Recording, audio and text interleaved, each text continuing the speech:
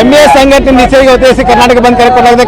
ಆ ಒಂದು ಬಂದ್ಗೆ ಬೆಂಬಲಿಸಿ ವಿವಿಧ ಕನ್ನಡ ಸಂಘಟನೆಗಳಿಗೆ ಬೆಳಗಾವಿಯಲ್ಲಿ ಏನು ಪ್ರಮುಖವಾಗಿ ಪ್ರತಿಭಟನೆ ರ್ಯಾಲಿ ಆರಂಭಿಸಿದ್ದಾರೆ. ಬೆಳಗಾವಿಯ ಏನು ಸರ್ಕಿಟ್ ಹೌಸ್ ನಿಂದ ಒಂದು ಪ್ರತಿಭಟನೆ ರ್ಯಾಲಿ ಆರಂಭಿಸಿರ್ತಕ್ಕಂಥದ್ದು.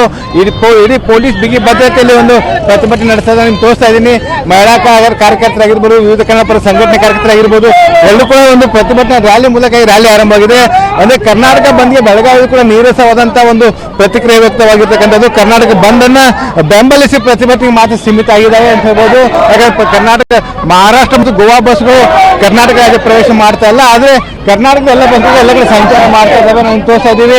ಈಗಾಗಲೇ ಸಾಕಷ್ಟು ಜನ ಮಹಿಳೆಯರಾಗಿರ್ಬೋದು, ಏನು ಕನ್ನಡ ಪರ ಹೋರಾಟದ ಮುಖಂಡರಾಗಿರ್ಬೋದು, ಈಗ ಏನು ಸರ್ಕಿಟ್ ಹೌಸ್ ನಿಂದ ಬೆಳಗಾವಿ ಅಶೋಕ ವೃತ್ತಕ್ಕೆ ಬಂದಿರತಕ್ಕಂಥದ್ದು. ಅಶೋಕ ವೃತ್ತದಿಂದ ಇಲ್ಲಿಂದ ಸಂಗೊಳ್ಳಿ ರಾಯಣ್ಣ ಸರ್ಕಲ್ಗೆ ಹೋಗ್ತಾರೆ, ಅಲ್ಲಿಂದ ಚೆನ್ನಮ್ಮ ಸರ್ಕಲ್ ಹೋಗಿ ತದನಂತರ ಜಿಲ್ಲಾಧಿಕಾರಿ ಕಚೇರಿಗೆ ಒಂದು ಕನ್ನಡ ಪರ ಹೋರಾಟ ಹೋಗಲಿದೆ ಅಂತ ಹೇಳ್ಬೋದು.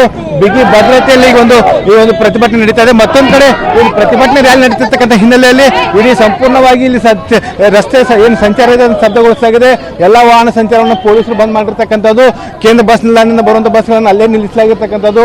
ಚೆನ್ನಮ್ಮ ವೃತ್ತದಿಂದ ಬರುವಂತಹ ಬಸ್ ವಾಹನಗಳನ್ನು ಕೂಡ ಇಲ್ಲೇ ಏನು ಸರ್ಕಲ್ ನಲ್ಲೇ ನಿಲ್ಲಿಸಿರ್ತಕ್ಕಂಥದ್ದು. ಮತ್ತೊಂದು ಕಡೆ ಏನು ಬೆಳಗಾವಿ ನಗರವನ್ನು ಪ್ರವೇಶ ಮಾಡುವಂತ ಏನು ಪ್ರಮುಖವಾದಂತಹ ಅಶೋಕ ವೃತ್ತ ಏನಿದೆ, ಅಶೋಕ ವೃತ್ತವನ್ನು ನಗರದಿಂದ ಪ್ರವೇಶ ಮಾಡುವಂತ ಎಲ್ಲ ವಾಹನಗಳನ್ನು ಕೂಡ ಈಗ ಬಂದ್ ಮಾಡಲಾಗಿದೆ. ಜೊತೆಗೆ ಯಾವುದೇ ರೀತಿ ಅಹಿತಕರ ಘಟನೆಗಳಾಗಬಾರ್ದು ಮತ್ತು ಹೋರಾಟಗಾರರು ಯಾವುದೇ ರೀತಿಯ ವಾಹನಗಳ ಮೇಲೆ ಮುಗಿ ಬೀಳಬಾರದು ಅಂತ ನಿಟ್ಟಿನಲ್ಲಿ ಒಂದು ಬಿಗಿ ಕಾಕಿ ಸರ್ಪಗಳನ್ನು ನಿಯೋಜಿಸಿದ್ದಾರೆ ಅಂತ ಹೇಳ್ಬೋದು.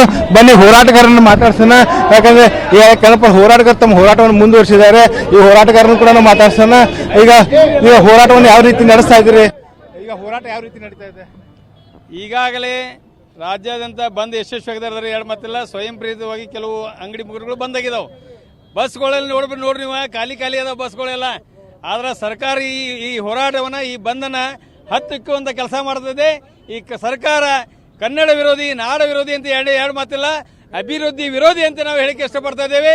ಯಾಕಂದ್ರೆ ಮುಂದಿನ ದಿನಮಾನಗಳಲ್ಲಿ ಈ ಎಂಇಎಸ್ ಸಂಘಟನೆಗೆ ಆಗಿದ್ದು ಶಿವಸೇನೆ ಸಂಘಟನೆಯನ್ನು ಸಂಪೂರ್ಣವಾಗಿ ನಿಷೇಧ ಮಾಡಬೇಕು. ಆ ಮರಾಠಿ ಪುಂಡರನ್ನ ಗಡಿಪಾರ ಮಾಡಬೇಕಂತ ಎಚ್ಚರಿಕೆ ಕೊಡ್ತಾ ಇದ್ದೇವೆ.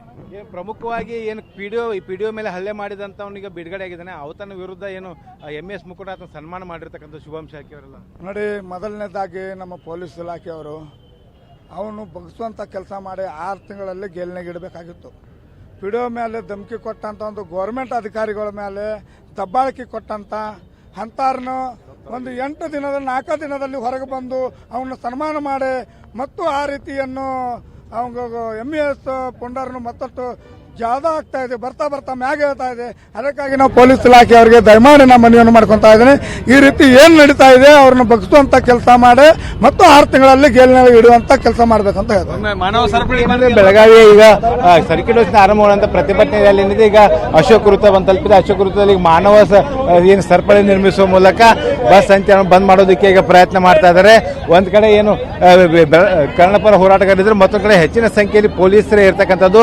ಯಾವುದೇ ರೀತಿಯ ಒಂದು ಪ್ರತಿಭಟನೆ ಸಂದರ್ಭ ಯಾವುದೇ ರೀತಿ ಅಹಿತಕರ ಘಟನೆಗಳಾಗಬರುವಂತ ನಿಟ್ಟಿನಲ್ಲಿ ಕೂಡ ಇರ್ತಕ್ಕಂಥದ್ದು. ಸಾಕಷ್ಟು ಜನ ಮಹಿಳಾ ಹೋರಾಟಗಾರಿದ್ದಾರೆ, ಅವರನ್ನು ಕೂಡ ಒಂದು ಮಾತಾಡಿಸುವಂತ ಪ್ರಯತ್ನ ಮಾಡ್ತೀನಿ.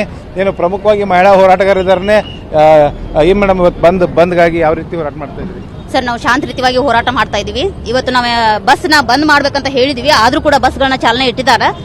ನಿನ್ನೆ ನಾವು ಕಮಿಷನರ್ ಸರ್ ಜೊತೆ ಕೂಡ ರಿಕ್ವೆಸ್ಟ್ ಮಾಡ್ಕೊಂಡಿದೀವಿ. ಇವತ್ತು ಒಂದು ದಿವಸ ನಾವು ಬಂದ್ ಕರೆ ಕೊಟ್ಟಿದೀವಿ. ಸರ್, ದಯವಿಟ್ಟು ನಮಗೆ ಇದನ್ನ ಸಹಕಾರ ಮಾಡ್ರಿ ಅಂತ ಹೇಳಿದೀವಿ. ಆದ್ರೂ ಕೂಡ ಇವತ್ತು ಬಸ್ಗಳನ್ನ, ಕೆಲವೊಂದು ಬಸ್ಗಳು ಇವತ್ತು ಬಂದಾಗಿದಾವೆ. ಆಲ್ಮೋಸ್ಟ್ ಇವತ್ತು ಒಂದು 80% ಬಸ್ಗಳನ್ನ ಬಂದಾಗಿದಾವೆ. ಮಹಾರಾಷ್ಟ್ರ ಬಸ್ಗಳು ಯಾವುದೂ ಕೂಡ ಬಂದಿಲ್ಲ. ಇವತ್ತು ಬೆಂಬಲ ತುಂಬಾ ಚೆನ್ನಾಗಿದೆ. ಬೆಂಗಳೂರಲ್ಲಿ ಕೂಡ ತುಂಬಾ ಚೆನ್ನಾಗಿ ಬೆಂಬಲ ಬರ್ತಾ ಇದೆ. ಇವತ್ತು ಕೂಡ ನಾವೆಲ್ಲ ಕನ್ನಡ ಪರ ಒಕ್ಕೂಟದ ಎಲ್ಲ ಕನ್ನಡಿಗರು ಕೂಡ ಇವತ್ತು ಒಂದು ಹೋರಾಟನ ಕೂಡ ಮಾಡ್ತಾ ಇದೀವಿ ಅಂತ ಹೇಳಕ್ ಇಷ್ಟಪಡ್ತೀನಿ. ಮೇಡಮ್, ಈ ಹೋರಾಟದಲ್ಲಿ ತಾವು ಕೂಡ ಮಹಿಳೆಯರು ಭಾಗವಹಿಸಿದ್ದೀರಿ, ಯಾವ ರೀತಿ ಹೋರಾಟ ಮಾಡ್ತಿದ್ದೀರಿ? ಅಂದ್ರೆ ನ್ಯಾಯ ಸಿಗೋವರೆಗೂ ಹೋರಾಟ ಮಾಡ್ತೀವಿ ಸರ್. ಒಟ್ನಲ್ಲಿ ಇದು ಮಹಾರಾಷ್ಟ್ರ ಏನಿದ್ದಾರೆ ಅವರು ಕಂಡಕ್ಟರ್ ಮೇಲೆ ಹಲ್ಲೆ ಮಾಡೋದು ಭಾಳ ತಪ್ಪು. ನಮ್ಮ ಕರ್ನಾಟಕದಾಗಿದ್ದು ನಮ್ಮ ಕನ್ನಡ ಮಂದಿನ ಬಡಿಯೋದಂದ್ರೆ ಅಗ್ದಿ ತಪ್ಪು. ಅದಕ್ಕೋಸ್ಕರ ನಾವೆಲ್ಲರೂ ಸೇರಿ ಹೋರಾಟನ ಮಾಡ್ತಾ ಇದೀವಿ. ನ್ಯಾಯ ಸಿಗೋವರೆಗೂ ಹೋರಾಟ. ಹೌದು. ಸೊ ಇದು ಏನಂದ್ರೆ ಮಹಿಳಾ ಹೋರಾಟಗಾರರು ಕೂಡ ಒಂದೇ ಒಂದು ಹಕ್ಕೊತ್ತಾಯ ಮಾಡ್ತಾ ಇದ್ದಾರೆ. ಏನು ಪ್ರಮುಖವಾಗಿ ಎಂಎಸ್ ಸೇರಿದಂತೆ ಎಲ್ಲವನ್ನು ಕೂಡ ನಿಷೇಧ ಮಾಡಬೇಕಂತೇಳಿ ಈಗ ಬೆಳಗಾವಿ ಅಶೋಕ ವೃತ್ತದಲ್ಲಿ ಮಾನವ ಸರಪಳಿ ನಿರ್ಮಿಸುವ ಮೂಲಕ ಈಗ ಏನು ಬಂದ್ಗೆ ಬೆಂಬಲಿಸಿ ಕನ್ನಡಪರ ಹೋರಾಟಗಳು ಪ್ರತಿಭಟನೆ ಮಾಡ್ತಾ ಇದ್ದಾರೆ. ಇನ್ನೊಂದು ಕಡೆ ಈ ಒಂದು ಪ್ರತಿಭಟನಾ ರ್ಯಾಲಿ ಏನು ನಡೀತಾ ಇದೆ, ಮೆರವಣಿಗೆ ನಡೀತಿರ್ತಕ್ಕಂಥ ಮಾರ್ಗದುದ್ದಕ್ಕೂ ಕೂಡ ಒಂದು ಏನು ಬಸ್ ಸಂಚಾರ ವಾಹನ ಸಂಚಾರವನ್ನ ಸ್ಥಗಿತಗೊಳಿಸಲಾಗಿದೆ. ಮತ್ತೆ ಕನ್ನಡಪರ ಹೋರಾಟಗಾರರು ಕೇಳೋಣ, ಸರ್ ಯಾವ ರೀತಿ ಹೋರಾಟ ಮಾಡ್ತಿದ್ರಿ? ಬಂದ್ ಬೆಂಬಲ ಸಿಕ್ಕಿದೆ ಬೆಳಗಾವಿಯಲ್ಲಿ? ಬೆಳಗಾವಿಯಲ್ಲಿ ಬೆಂಬಲ ಶಾಪ್ಸ್ಗಳು ಸ್ವಲ್ಪ ಬಂದಿದೆ. ಬಂದಿದ್ದಾವೆ, ಫ್ಯಾಕ್ಟ್ರಿಗಳು ಬಂದಿದ್ದಾವೆ. ಅವರು ಶಾಂತಿಯುತವಾಗಿ ಅವರವರಿಗೆ ಸ್ವ ಇಚ್ಛೆಯಿಂದ ಬಂದ್ ಮಾಡಿದ್ದಾರೆ. ಅದಲ್ಲದೆ ಬಸ್ಗಳು ನೀವು ನೋಡ್ಬೋದು, ಬಸ್ಗಳೆಲ್ಲ ಖಾಲಿ ಇದ್ದಾವೆ. ಆಮೇಲೆ ನಮ್ಮ ಉದ್ದೇಶ ಏನಿತ್ತು, ಜನರಿಗೆ ಯಾವುದೋ ತೊಂದರೆ ಆಗಬಾರ್ದು, ಸ್ಕೂಲ್ ಮಕ್ಕಳಿಗೇನೋ ತೊಂದರೆ ಆಗಬಾರ್ದು, ಸಾಮಾನ್ಯ ಜನರಿಗೆ ತೊಂದರೆ ಆಗಬಾರ್ದು. ಆ ಥರ ನಾವು ಕಮಿಷನರ್ ನಿನ್ನೆ ಮೀಟಿಂಗ್ ಮಾಡಿದಾಗ ಸಂತೋಷದಿಂದ ಶಾಂತಿಯಿಂದ ನಾವು ಪ್ರೊಟೆಸ್ಟ್ ಮಾಡ್ತಾ ಇದ್ದೇವೆ. ಮತ್ತು ನೋಡಿ, ಕರ್ನಾಟಕದಲ್ಲಿ ಬೆಳಗಾವಿ ಕೂಡ ಬಂದಿದೆ, ಬೆಂಗಳೂರು ಕೂಡ ಬಂದಿದೆ, ಬೇರೆ ಬೇರೆ ಜಿಲ್ಲೆಗಳು ಕೂಡ ಬಂದಿದ್ದಾವೆ. ಶಾಂತಿಯಾಗಿ ಕರ್ನಾಟಕ ಬಂದ್ ಆಗಿದೆ. ಸೊ ಇವಿಷ್ಟು ಏನಂದ್ರೆ ಬೆಳಗಾವಿಯ ಈಗ ಪ್ರತಿಭಟನೆ ಮುಂದುವರೆದಿದೆ. ಪ್ರತಿಭಟನೆ ಈಗ ಅಶೋಕ್ ಸರ್ಕಲ್ಗೆ ಬಂದು ತಲುಪಿದೆ. ಇಲ್ಲಿಂದ ಈಗ ಸಂಗೊಳ್ಳಿ ರಾಯಣ್ಣ ಸರ್ಕಲ್, ಅಲ್ಲಿಂದ ಏನು ಚೆನ್ನಮೂರ್ತಿಗೆ ತಲುಪಿದೆ ಅಂತ ಹೇಳ್ಬೋದು. ಕ್ಯಾಮ್ರಾಮನ್ ಜೊತೆ ಶ್ರೀಧರ್ ಕೊಟ್ಟಾರ್ಗಸ್ತಿ, TV5 ಬೆಳಗಾವಿ.